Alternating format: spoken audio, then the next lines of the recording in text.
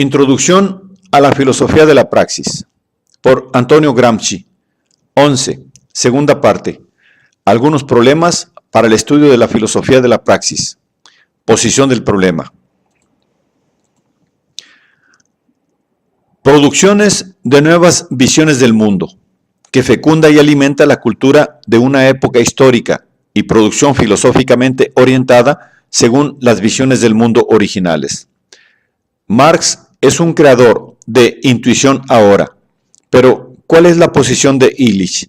¿Es puramente subordinada y subalterna? La explicación se encuentra en el mismo marxismo, ciencia y acción. El paso de la utopía a la ciencia y de la ciencia a la acción.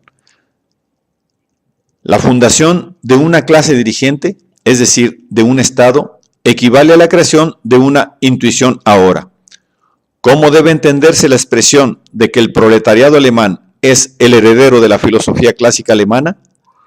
¿No quería Marx indicar con ello la función histórica de su filosofía, convertida en teoría de una clase hecha Estado? Para Illich, esto ha ocurrido realmente en un territorio determinado.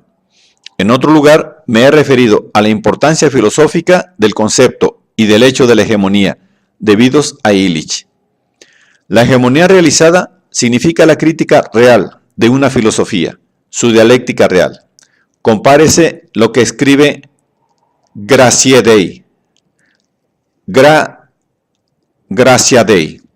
con la introducción a preso e soprapreso. Sitúa a Marx como unidad de una serie de grandes científicos. Error fundamental. Ninguno de los dos ha producido una concepción del mundo original e integral. Marx inicia intelectualmente una época histórica que durará probablemente siglos, hasta la desaparición de la sociedad política y el advenimiento de la sociedad regulada. Solo entonces será superada su concepción del mundo, concepción de la necesidad superada por la concepción de la libertad. Es estúpido y ocioso hacer un paralelismo entre Marx e Illich para llegar a una jerarquía. Expresan dos fases, ciencia-acción, homogéneas y heterogéneas al mismo tiempo. Del mismo modo, sería históricamente absurdo un paralelismo entre Cristo y San Pablo. San Pablo organizador, acción, expansión de la visión del mundo. Ambos son necesarios en la misma medida, pero su estatura histórica es la misma. El cristianismo se podría denominar históricamente cristianismo paulismo. Sería la expresión más exacta. Solo la creencia en la divinidad de Cristo lo ha impedido, pero esta creencia es también un elemento histórico y no teórico.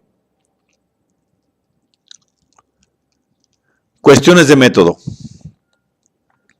Si se quiere estudiar el nacimiento de una concepción del mundo que no ha sido expuesta sistemáticamente por su fundador y cuya coherencia esencial no debe buscarse en cada escrito o en cada serie de escritos, sino en todo el desarrollo de la diversa labor intelectual en la que están implícitos los elementos de la concepción, debe hacerse de modo preliminar una labor filológica minuciosa y llevada a cabo con el máximo escrúpulo de exactitud, de honestidad científica, de lealtad intelectual, de rechazo de todo prejuicio, apriorismo o partidismo. En primer lugar, debemos reconstruir el proceso de desarrollo intelectual del pensador en cuestión, para identificar los elementos que han resultado estables y permanentes, es decir, que han sido asumidos como pensamiento propio, distinto y superior al material precedentemente estudiado y que ha servido de estímulo. Solo estos elementos son momentos esenciales del proceso de desarrollo. Esta selección puede hacerse para periodos más o menos largos, tal como resulta de lo intrínseco y no de noticias externas, que también pueden utilizarse, y da lugar a una serie de desviaciones, es decir, de doctrinas y teorías parciales por las que el pensador puede haber tenido, en ciertos momentos, simpatía hasta haberlas aceptado provisionalmente y haberse servido de ellas para su labor crítica o de creación histórica y científica. Es observación común de todo estudioso como experiencia personal, que toda nueva teoría estudiada con heroico furor, es decir, cuando no se estudia por mera curiosidad exterior, sino por un profundo interés, durante cierto tiempo, especialmente si se es joven, atrae por sí misma, se adueña de toda la personalidad y es limitada por la teoría sucesivamente estudiada hasta que se establece un equilibrio crítico y se estudia con profundidad, pero sin rendirse enseguida a la fascinación del sistema o del autor estudiado. Estas observaciones valen tanto más cuanto que el pensador en cuestión es más bien impetuoso, de carácter polémico, falto del espíritu de sistema, cuando se trata de una personalidad en la cual la actividad teórica y la práctica están indisolublemente ligadas, en un intelecto en continua creación y en perpetuo movimiento, que siente vigorosamente la autocrítica del modo más despiadado y consecuente. Dadas dichas premisas, la labor debe seguir estas líneas. A. Reconstrucción de la biografía, no solo en lo que concierne a la actividad práctica, sino especialmente en lo relativo a la actividad intelectual. B. Registro de todas las obras, incluso las menos importantes, por orden cronológico, dividiéndolos según motivos de tipo intrínseco, de formación intelectual, de madurez, de dominio y aplicación del nuevo modo de pensar y de concebir la vida y el mundo. La investigación del leitmotiv, del ritmo del pensamiento en desarrollo, tiene que ser más importante que las afirmaciones aisladas y casuales que los aforismos separados. Esta labor preliminar hace posible toda la investigación ulterior.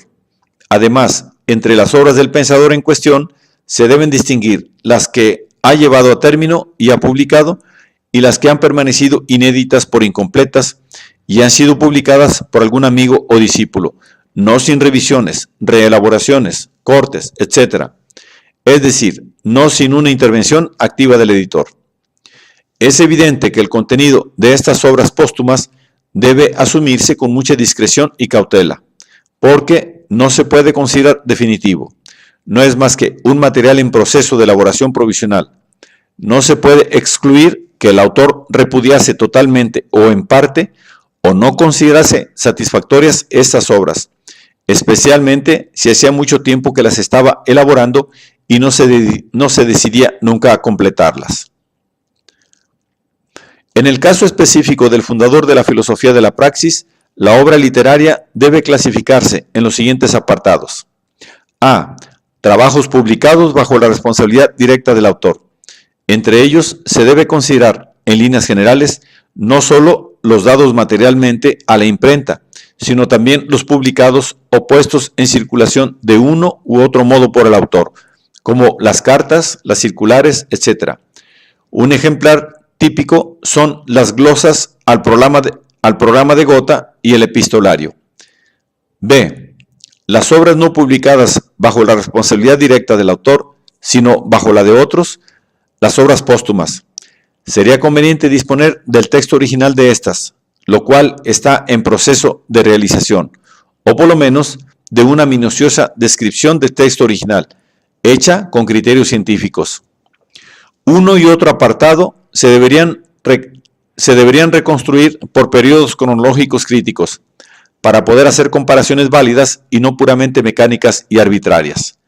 Se debería estudiar y analizar detalladamente la labor de realización realizada por el autor sobre el material de las obras que él mismo ha dado a la imprenta.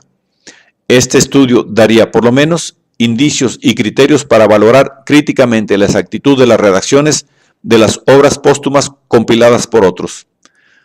Cuanto más el material preparatorio de las obras editadas por el propio autor se aleja del texto definitivo redactado por él, menos de fiar es la redacción dada por otro escritor a un material del mismo tipo.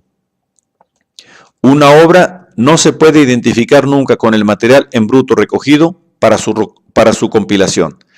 La elección definitiva, la disposición de los elementos componentes, el mayor o menor peso dado a tal o cual de los elementos recogidos en el periodo de preparación, son lo que constituye precisamente la obra efectiva.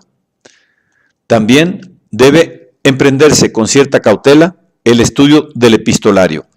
Una afirmación cortante que se ha incluido en una carta quizá no se repetiría en un libro. La vivacidad estilística de las cartas, aunque sea a menudo más eficaz, artísticamente hablando, que el estilo más mesurado y ponderado de un libro, puede dar lugar a deficiencias en la argumentación. En las cartas, al igual que en los discursos y en las conversaciones, se verifican con más frecuencia errores lógicos. La mayor rapidez del pensamiento va a menudo en detrimento de su solidez. En el estudio de un pensamiento original e innovador, la contribución de otras personas a su documentación viene solo en segunda línea. Así, debe plantearse, por lo menos como principio, como método, la cuestión de las relaciones de homogeneidad entre los dos fundadores de la filosofía de la praxis. La afirmación de ambos sobre el acuerdo recíproco solo vale para el argumento en cuestión. Ni siquiera el hecho de que uno haya escrito algún capítulo de un libro del otro es una razón suficiente para que se considere todo el libro como el resultado de un acuerdo perfecto. No se debe infravalorar la contribución del segundo, pero tampoco se debe identificar el segundo con el primero, ni creer que todo lo que el segundo atribuye al primero es absolutamente auténtico sin infiltraciones. Es cierto que el segundo ha dado pruebas de un desinterés y de una falta de vanidad personal únicos en la historia de la literatura, pero no se trata de eso, ni se trata tampoco de poner en duda la honestidad científica del segundo. Se trata de que el segundo no es el primero y de que si se quiere conocer el primero, se le debe estudiar específicamente en sus obras auténticas, publicadas bajo su responsabilidad directa. De estas observaciones se deducen una serie de advertencias de método y algunas indicaciones para las investigaciones colaterales. Por ejemplo, ¿qué valor tiene el libro de Rodolfo Mondolfo, Il materialismo histórico, editado por Formigini en 1912? En una carta a Croce, Sorel pone en duda que se puede estudiar un tema de esta índole dada la escasa capacidad de pensamiento original de Engels y repite una y otra vez que no se deben confundir los dos fundadores de la filosofía de la praxis. Aparte de la cuestión planteada por Sorel, parece que por el hecho supuesto de que se afirma una escasa capacidad teórica en el segundo de los dos amigos, por lo menos una posición subalterna respecto al primero, es indispensable investigar a quién corresponde el pensamiento original, etc. En realidad, en el mundo de la cultura no se ha hecho nunca, con la excepción del libro de Mondolfo, una investigación de este tipo. Al contrario, las exposiciones del segundo, algunas relativamente sistemáticas, se han colocado en primer plano, como fuentes auténticas e incluso como la única fuente auténtica. Por esto, el volumen de Mondolfo parece muy útil, por lo menos por las directivas que traza.